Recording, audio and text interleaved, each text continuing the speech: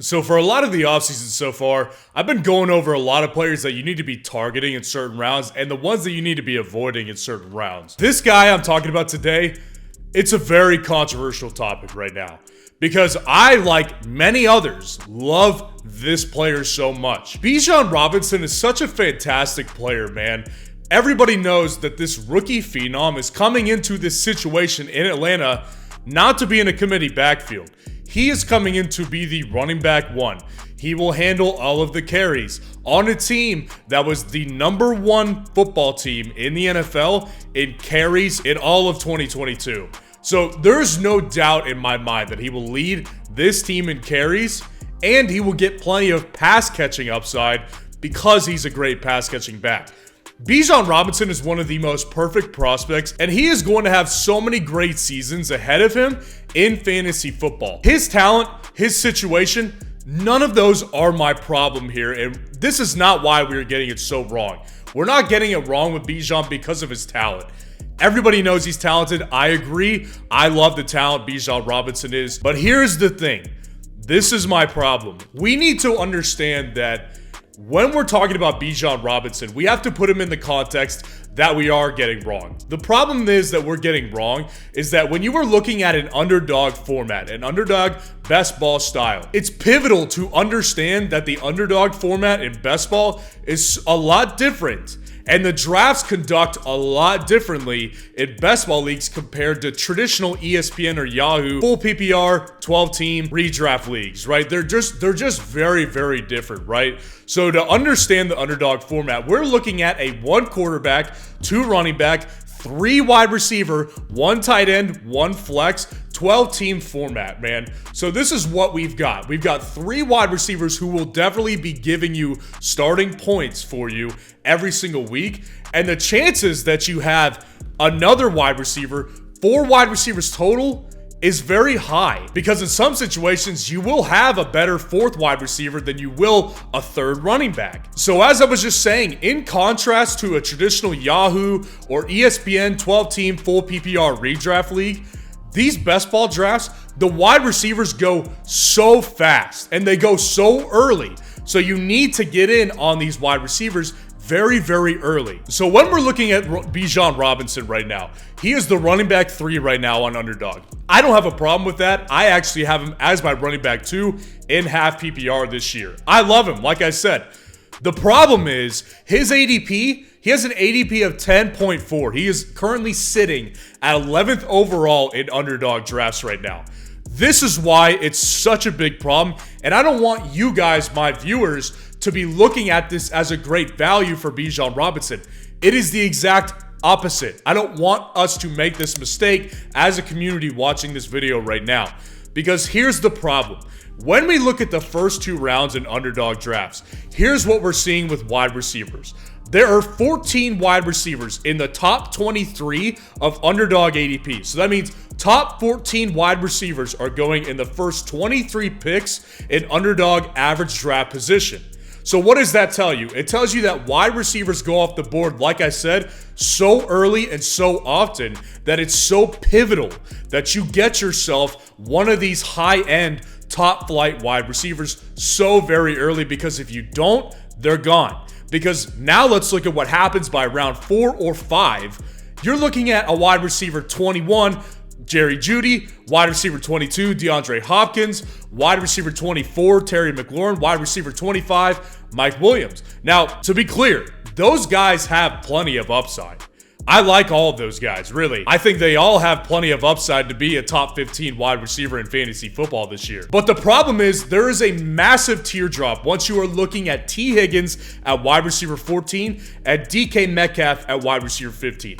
That is where I believe there is a massive teardrop right there. And then from all the picks after that, when you look at Calvin Ridley at 16, that's a massive teardrop. You could make the argument to me that DK belongs in the same tier or maybe just a little bit lower as T. Higgins, but you could not make that argument with me with Calvin Ridley. So now let's look at running backs who are going at that same rate and what their situation is. So when we look at the running backs, there are only 7 running backs that are going in the top 23 of Underdog ADP. That is half of the wide receivers that are going. Why? Obviously, because of the format. When you have 3 wide receivers in the starting roster as opposed to 2 running backs, wide receivers are going to go earlier. That is so much different than your traditional ESPN leagues where running backs are going super early and super often. You got to get a running back before they go. That's why it's important to understand the format that you're playing in. Because when you're playing in best ball, by the time you get to round 4 to 5, you're looking at the running back 13, Travis Etienne. Running back 14, Jahmyr Gibbs. Running back 15, Joe Mixon. Running back 17, Aaron Jones. Now, I love Travis Etienne this year. The running back 13, I believe, has top 5 upside. So Travis Etienne going in the 4th round, that's a fantastic value for me.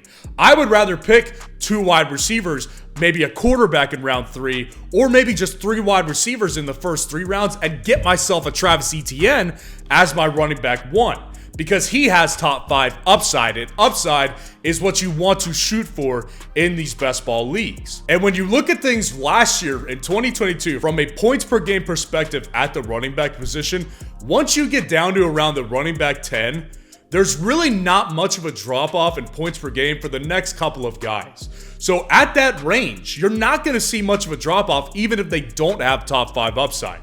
So I've been telling you guys, obviously, I think Bijan going that early is a mistake. I think we're getting that very wrong. So I'm going to tell you the way I've been drafting in underdog leagues this offseason. I'm already in 25 underdog leagues so far, and I committed to playing in at least 100 of these underdog leagues this season. So here's the way I have been doing it so far. So since the running backs are going later and the wide receivers are going earlier, I love to get my wide receivers in the first 2 rounds. I'm shooting for anyone in that top 10 range, right? I want to have any of those guys. And then at my wide receiver 2, you're usually getting a good value like a Chris Olave, who I believe has top 5 to 6 ceiling in fantasy this year. You can get T. Higgins, who I love this year as well. Devonta Smith is also a great option. There's plenty of guys that you can get in round 2 that still have tons of upside and can fill your wide receiver 2 role so very nicely. I try to target running backs in round 3. This is where I've been doing it a lot. I find myself doing this quite often. And the guys that I'm looking for in this range, in my opinion, a couple of them have top 5 upside. Derrick Henry and Ramondre Stevenson are my top 2 targets in this range. Derrick Henry is my running back 5 right now in half PPR. And Ramondre Stevenson, I believe, has a top 5 ceiling. I actually called him a league winner a couple of videos ago. I'm also cool with getting guys like Josh Jacobs and Tony Pollard in this range. I'm not huge on Tony Pollard, but he does have the volume, and he does have a great offensive line blocking for him. So I'm cool with those guys as well. The bottom line here is that running backs in round 3 or below, you're getting fantastic values, man, because you can get your running back 2 in the 5th or the 6th round, man. The running backs here are just going so much later. It is like getting wide receivers later in ESPN leagues, in Yahoo leagues. It's the inverse of that. That's why you need to target wide receivers early and leave a guy like Bijan Robinson for somebody else. I love Bijan Robinson, man. I can't say it enough. He is one of my favorite rookies I have seen in so many years from a fantasy football perspective. I do believe that he has great upside for many years in fantasy football. But Derrick Henry and Ramondre Stevenson in the 3rd round, those guys also have top 5 upside. And that's where Bijan sits right now. Bijan is my running back 2, but those guys, Derrick Henry and Ramondre, also have top 5 upside.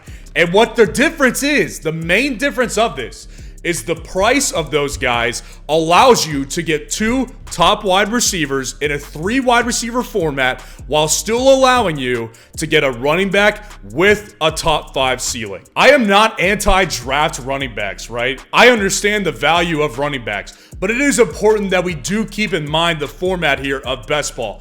And that leads me to one of the most underrated draft strategies in 2023. When you're targeting running backs in 2023, if you don't have access to get yourself a top 5 running back, there is a super underrated draft strategy that you need to target doing instead. And if you want to know what that strategy is, click on this video right here.